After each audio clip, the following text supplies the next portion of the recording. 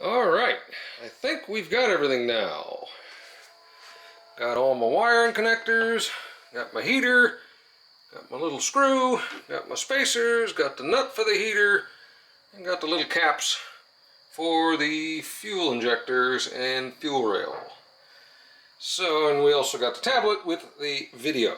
Now, the thing that will be different, and I'll note if it matters, is this truck has the second alternator, and the one in their video does not. So that may restrict some access to some stuff, but I'm not sure. We'll see if it matters. I don't think it's going to be too bad, but if it needs to, we'll let you know if there's anything wacky.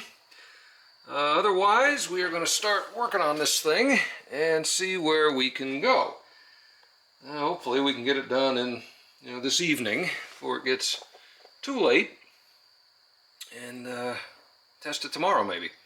So we're going to start a moving and see what we can come up with. I feel something here. There we go, that's not too bad. That EGR heats up immediately when you start it up, but I didn't run it for too long just to get it over here, so it ain't bad. So I think we're going to be in good shape. So, alright, we are going to get started trying to get this thing installed. Gah! I just realized I do not have the dipstick bracket. I had missed that in the last time. But it isn't much. It's a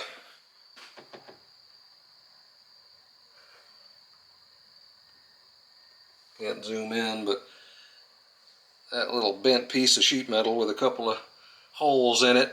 So I'm pretty sure I can fabricate that. Man, this is something. Anyway, I'm not going to bother them again. They were really pleasant when I got these parts, so we'll go through and get it in place. I may call them afterwards and see if, because the dipstick bracket's one of the last things that goes in anyway. I think it mounts up here. So, anyway, good Lord. Phew, I hope I'm the only one that this happens to. Alright, so far so good. There's the grid heater, and there is the little nut that tends to fail occasionally. So that's why that's coming out. But everything's been going good so far. No major issues. Although I did drop a little bolt in the front, and it didn't hit the ground. And I am concerned that it's behind one of the pulleys, because I can't find it with a magnet. Yeah. So I may end up having to pull the belt off of this thing before I fire it up, just to make sure I can get that out of there. But that's okay. Anyway, the easy part is done. They've got some measurements wrong. Everything almost that they call a 10 millimeter is actually an 11 or a 7/16. There's a few 10s in it, but most of the stuff is actually an 11 or a 7/16. And so far there's been no obstruction with the alternator and no real difficulty getting at anything because of it. So that's good. But now the fun part, because if you're just doing the RAM and not changing anything else, you're basically halfway done. But I have to get to the point where all of this crap comes out and all of the fuel injection comes off and all of this gunk, so I can expose this plate and move it and change it out. So now we're going to enter the fun part. Okay, and it's done. Not bad. I started about 4 o'clock and it's 9:15. Instructions are okay. Again, I didn't notice I was missing the oil dipstick clamp thing, but I made one. It looks like it'll work fine. Don't really like how the heater wires run. That's the only thing that's kind of a little hokey. I didn't even notice until just now. I had an extra piece of plastic in the bag, and I figured out at the end here that it's actually this extension was broken. So got that attached. It ain't going anywhere.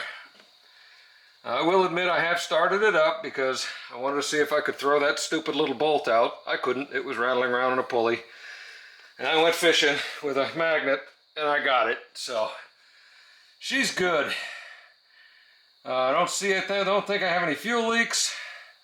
We'll fire it up and take a little walk around. Oh, where's the keys? There they are. Everything's acting normal. If anything, it sounds quieter. If that makes any sense.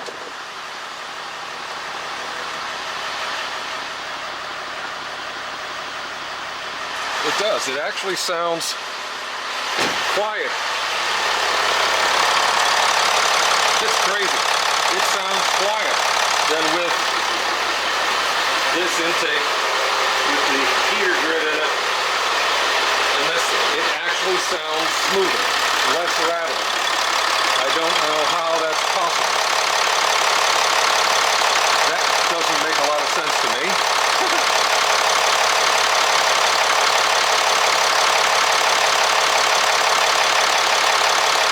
Yep. EGR is EGRing. Nice and hot.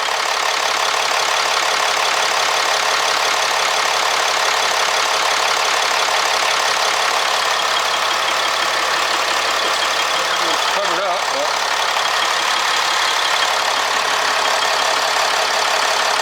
I don't see any leaks. I don't hear anything stupid.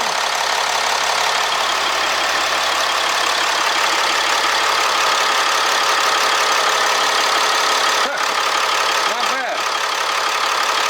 Really nice kit, I'll tell you. Putting the bolts in around this thing, that was misery. Ooh, I just realized I got a vent unplugged because of exactly that. I got a crankcase vent unplugged.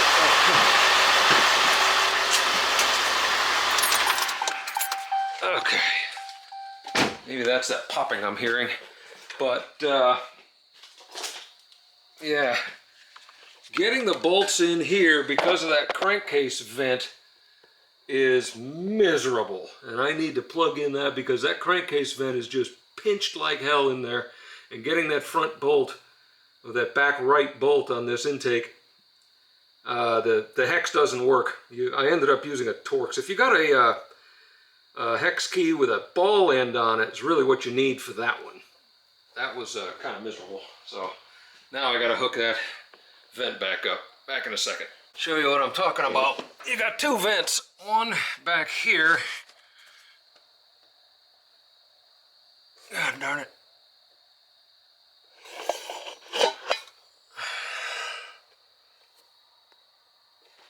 Man, this stupid thing is not focusing in the dark. Okay. One of them over there.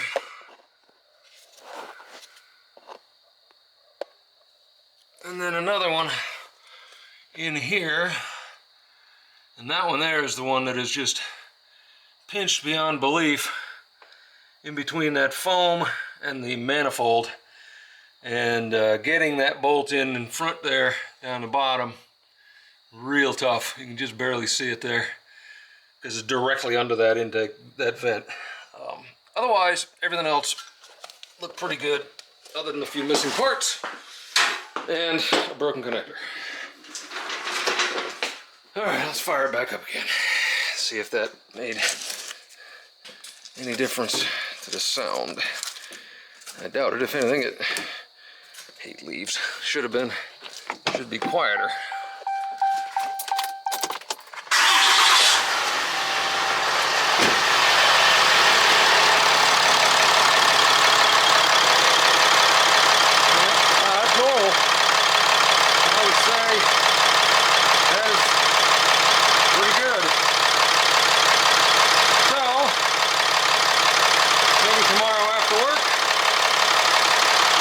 Thing out, do some tests, see if this stuff actually did anything.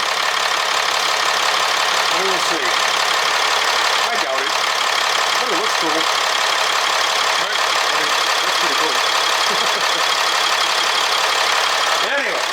see all the when we're testing. All right, well, it's pretty warm today, so I don't know if it's going to need the new heater, but we're going to try it and see if it does. Make sure how she looks.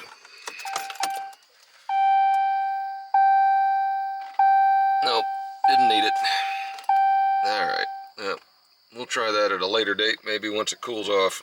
But we'll be taking this out a little bit later today and giving it a rip. Got all my cameras and stuff set up, so we're gonna see what we can do. All right, starting her up. Good to go.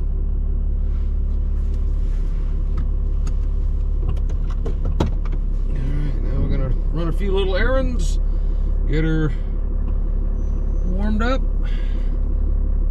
and see if this thing made any difference. I'm down a little fuel from when I tested it last time because I had to take it for work when I had that flat on the other truck. That shouldn't be a big deal. I threw a couple of sacks of deer feed in the back to make up for the weight, and should be in good shape. So be back when we're getting ready to test. 3.82,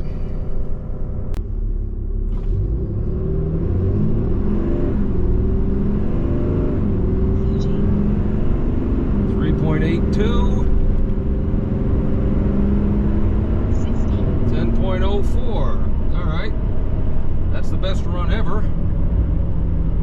and it was a little uphill. Quarter mile. So we will get up here and get over this next hill and do it again. Put it out of four-wheel drive just because our last run, the best run the last time, was in two-wheel drive.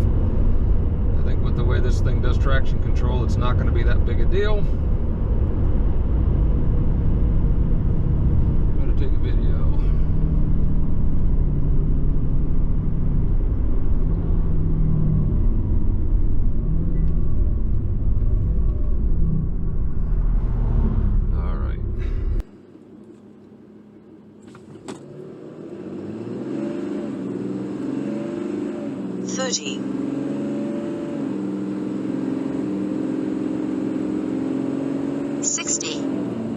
Look at that, in the 9s, 3.79 and 9.98. Quarter mile. To 60.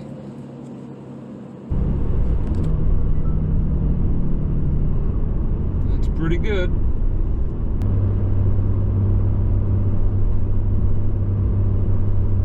Yeah, so it's about the same temperature as it was before. We're about the same weight.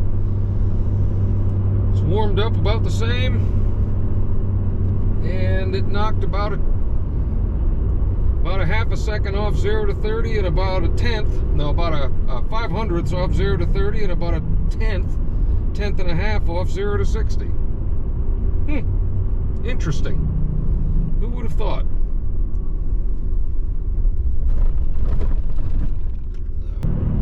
So it's pretty neat.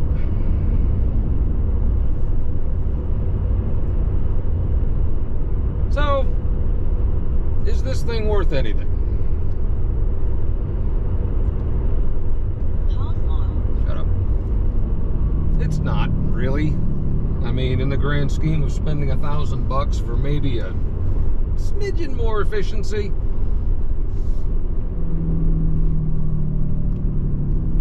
Brake still works, but you get rid of your grid heater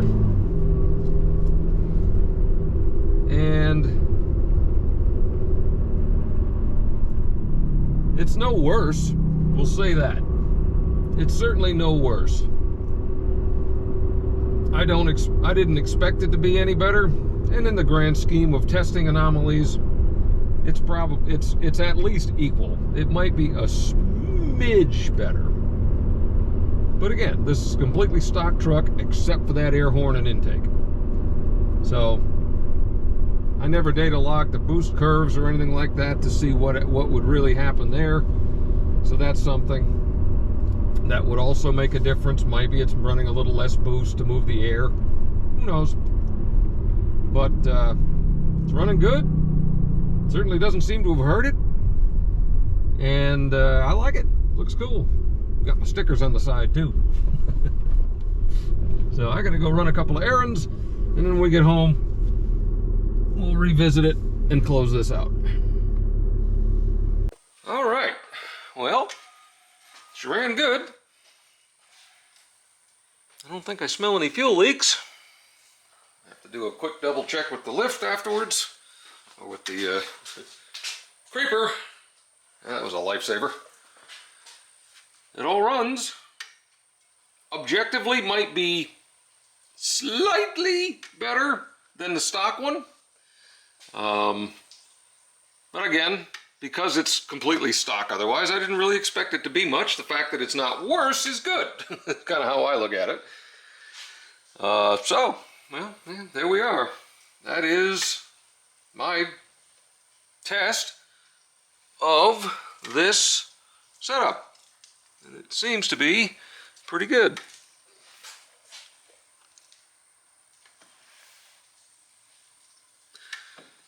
Although it looks like my boost tube is about ready to blow off. So I think I need to reset that and crank it down a little tighter apparently. Because that should be up to here.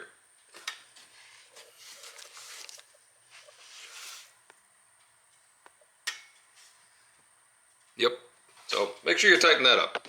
The only other thing I'll complain about a little bit is the connector on the back of the fuel rail that you have to get off is a real pain in the butt. There's actually a lock on it, but it pulls this way. It has to be pulled straight towards the firewall in order to be able to unclip it. It's impossible to see, but once you loosen the fuel rail, pull it forward a little bit, you can turn it and see what's going on. So don't frig that connector up. But otherwise, I'm pretty happy with it. I think it looks pretty cool. Got my stickers on the side of the truck. $1,000 stickers. And we're back in business. So, hope you all found that interesting. Guess we will see what we got going on next. And actually, the distributor finally came in for the hot rod, so we're going to be getting that back together and getting the timing set up into the fuel injection holly. So that should be interesting. Might have the transmission by the end of the year, maybe. I kind of hope I have it by the time it goes into the shop for the framework, the chassis work, but worst case, we'll end up putting it in and having the drive shaft made at a later date. So, anyway, hope you're all doing well. Talk to y'all later. Take care.